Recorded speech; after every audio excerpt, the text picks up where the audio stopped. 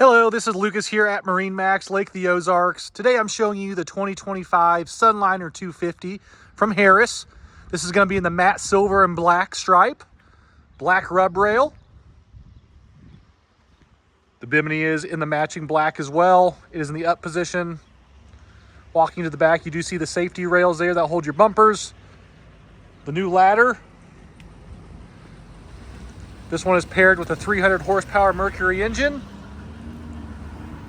You can see from the back here, you do have your JL audio for your swimming entertainment, your audio control, and a built-in trickle charger for your battery. I'm gonna walk on the boat here for you and show you the inside. This is called the single lounger. The seat is multi-positional. You'll notice this is the dual helm setting, you and your co-captain. Nice big Simrad screen for your captain's control. Easy to access everything, phone charger built into the helm. Great usage of space. Nothing is wasted. Nice stitch pattern on the seats there. Phone chargers integrated into the seats and the cup holders. Big O in-floor storage. Again, good picture of the dual helm.